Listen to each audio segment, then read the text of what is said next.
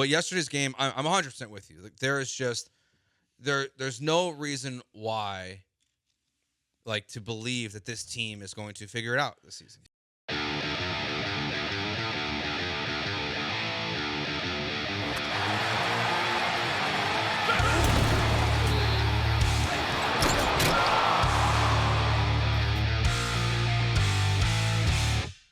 At what point in the game yesterday did you regret having to do this?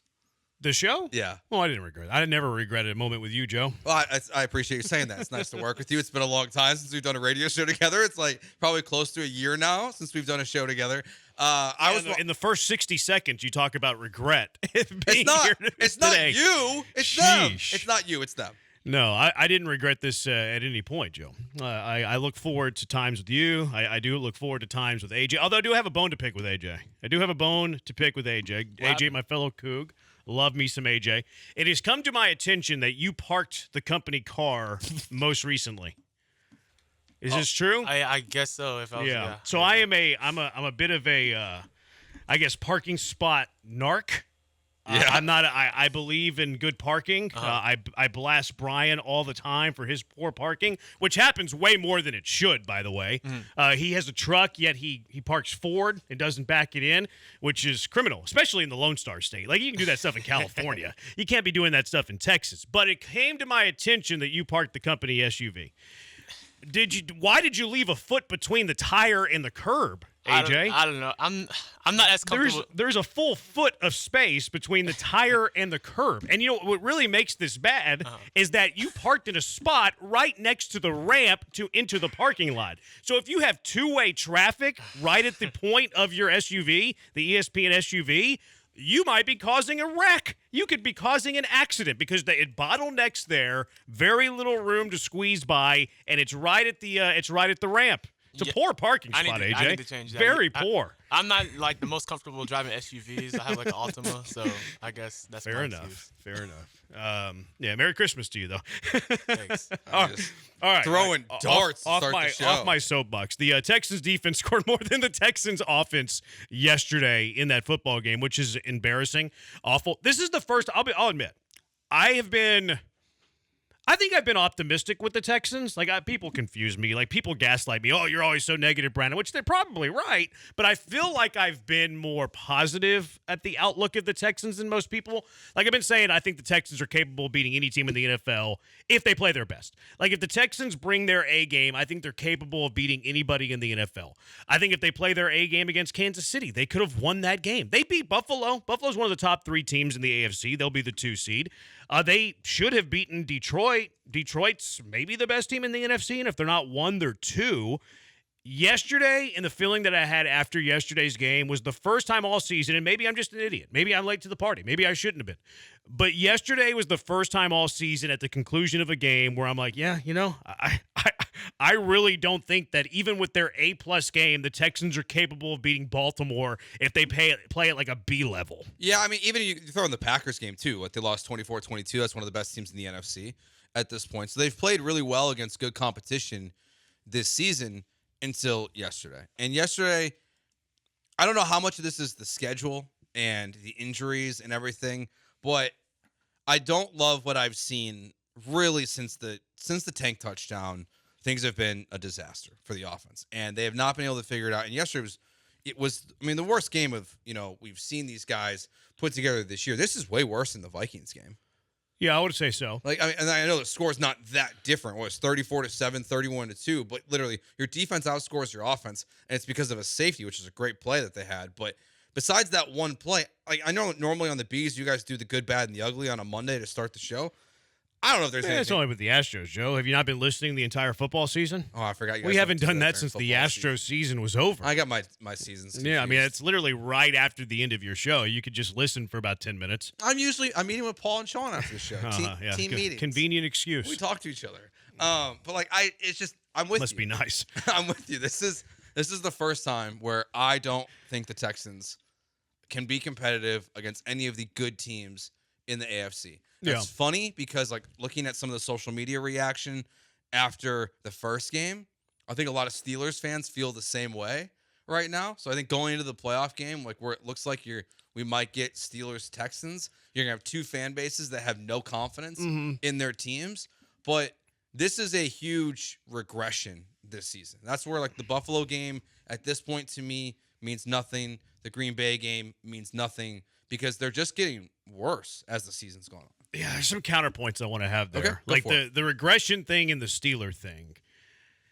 The thing, like, I never thought the Steelers had a deep playoff run in them, ever. Like, at any point. Like, whenever you have Russell Wilson and Justin Fields as your quarterback, I never felt like they were capable of having a deep playoff run. Maybe they can, like, fight and scrap, and Mike Tomlin, who's a heck of a coach, can, like, somehow get them into the divisional round.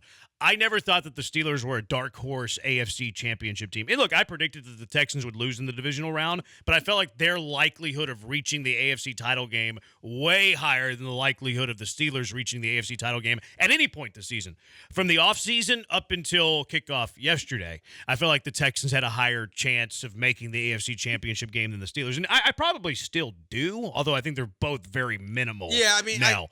I guess. Like, they both do. I mean, I guess you could say the Texans look better against the Chiefs than the Steelers did. Like, for most of the year, like, unless you're just a diehard Steeler fan, I have to imagine you felt like the Steelers were overachieving. I have to imagine that. Like, you're leading the AFC North over the Ravens up until yesterday. You're leading the AFC North over the Bengals, who their defense just isn't good enough. But I can't imagine that outside of diehard Pittsburgh fans that many people expected the Steelers to lead the AFC North for as long as they did. Whereas the Houston Texans were predicted to win the AFC South going away. They were predicted to be Vegas had them at 9.5 wins because of the strength of schedule, but they were the easy favorite in the AFC South. They were a dark horse pick for a lot of people to maybe contend, not win the AFC, but contend in the AFC. CJ Stroud was a dark horse MVP pick for a lot of national people because of the big rookie year that he had. So I feel like the expectations for the Texans were always higher than the Steelers. So I don't know if I love the comparison between them and Pittsburgh, although, yes, it's more than likely those two teams will be playing, and it's like, okay, well, this is our one chance to win a playoff game, and then we know next week we'll lose in the divisional round. The regression part is interesting because I think there's certain phases, I guess, of the game that you can look at. Like, I feel like the defense took a step forward. I feel like the defense is better than it was a year ago. The offense is where you get the biggest regression, and I wonder, though, if that's like long-term ramifications. That's my fear. Because if you regress from, last year to this year, so what? Like, it's only year 2 of the rookie quarterback, year 2 of the head coach. As long as you keep, like, the future potential the same, I feel like it's okay. The big fear and the great fear to me is if the regression is permanent. If you've done conditional damage to your quarterback. I think we have to assume the answer to that's no, because of what we see happen in the NFL all the time now. Like, it's not all the time, but you look at these quarterbacks who struggle and then have success again in their careers. It's really changed. It's not like in the past where teams just give up on these quarterbacks and then they never recover. But we're seeing the stories of Sam Darnold and Geno and Baker, and then more specifically as a comp to CJ, I think you have to look at what's happening in Carolina right now and see the fixing of Bryce Young that is happening in front of us, where he right now is the better quarterback at this very moment. Not long-term, still Team CJ for sure. But Bryce Young has figured it out because they've made changes. He's just gotten more comfortable. He got benched and then got his head on right. So I don't think there's long-term ramifications for CJ, but I think the regression from the offense is more from this year to the start to the end. Because you had success in the first half a lot of times, and there was the second half that was a disaster. You could run the ball, but now you can't. You're not having, success early in halves either offensively. You're stalling out on fourth down conversions, which goes back to issues that we talked about a lot last year. I mean, I remember last year, saying that I know I was wrong in the way I framed the question, because I remember you put the Twitter poll up. It was, did Bobby Slowick have the lowest approval rating of anyone in Houston? Because I was out on Bobby Slowick last year. And now it's definitely true. Yeah, his approval rating is less than 10%. Yeah, it's definitely true now. It might be Bobby and his family might be the only ones left. Yeah. And Caserio. Yeah. Caserio's talked glowingly about Slowick a couple weeks ago. Yikes. Yep. Yeah, maybe that's him defending a coach that's, on his staff or whatever, which I can understand. Or it's a sign of a bigger problem. Yeah. Which is that they are going to bring back Bobby and that they think that Bobby's not the problem. I like actions to speak more than words. So, like, I'm going to wait to see what they decide to do there before I criticize Caserio for keeping Bobby Slowick. Like, if he keeps Bobby Slowick, okay, well, then we can criticize Nick Caserio.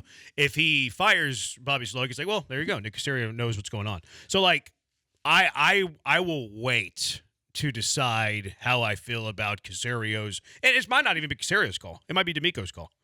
Yeah, that's it. Yeah, It's like, hey, D'Amico, this is your coaching staff. You're going to make coaching decisions. Like, I'm sure that they meet, but I think D'Amico's more the face that runs the place than Caserio is. yeah, we don't really know the dynamic of that yet. Like, we haven't really heard anything about draft decisions, or because we're just not at that point where stuff starts getting leaked out about who's making the calls on draft day, who's choosing to take C.J. Stroud and Will Anderson, all that stuff. Like, we don't know any of that information yet from these two guys. But yesterday's game, I'm 100% with you. Like, there is just there's no reason why, like, to believe that this team is going to figure it out this season. See, for the first time, I've allowed my head to go there because this entire year up until yesterday, it's been, okay, what needs to be fixed? Like, it's been more proactive. Mm-hmm. How can they get to where they want to get, or how can they get to the AFC Championship game? Like, for the first time in franchise history, not that I ever thought that they were going to be there. But after every game, it's like, okay, these are the things that need to be fixed. This is the area that you can get better at. These are the signs of concern. If you can improve in this area, you can get here. The defense is playing really good. Build around the defense. Mixon at times has looked good. Build around Mixon. Nico Collins has been very good. Just make Nico Collins, bigger, where you're scheming him open, things like that. Yesterday was the first time after the game where I'm like, the offseason can't get here soon enough. Like, it was the first time I've thought that. And not even after the conclusion, like in the fourth quarter, whenever I wasn't griping about the starter still being in the game, I was like, you know what? I'm ready for offseason talk. I'm ready to, like, look at who's available in the draft. What's Nick Caserio going to do in free agency? That was the first time I've allowed my mind to go there this year with the Texans. I don't blame you because, like what's the? I mean, if I know Monday was weird because it was the Christmas party, but you technically lost the one-score game to the Kansas City Chiefs. They've been struggling this year. Like, I feel very differently. I felt very differently on Monday than I do today. Yeah, like Monday was like, oh, this is kind of expected. Like, that's a good football team. Like you have the injury to Tank, and then where, like, clearly the offense, like, just couldn't really gather, their composure after the injury, and I don't blame them for that. I don't have an issue with that, but, like, they just couldn't. They were kind of lost at that point after the injury. This game's totally different. Like, just they got embarrassed. Yeah, no doubt. Like, after the Kansas City game, you're like, they can beat that team. Like, if they play 10 times, maybe the Texans can win 2 or 3. Probably 2. But it's like, they can win. Like, watching yesterday's game, I'm not sure that they could ever beat the Baltimore Ravens. Well, C.J. Stroud's thrown ever 0 touchdowns against the Baltimore Ravens in, 12 quarters? Wow. That's absurd. I mean, week 1 playoff games and this one. Like, I mean, they've got the number, and I thought maybe it was more Mike McDonald last year, who had success against Houston, against San Francisco, against Miami. It got him the Seattle Seahawks head coaching job. I thought maybe, like, there'd be a little bit fixed, but the Ravens defense they've gotten improved recently, but they've been one of the worst pass defenses in the NFL this year. You scored 2 points from your defense. And their defense got killed.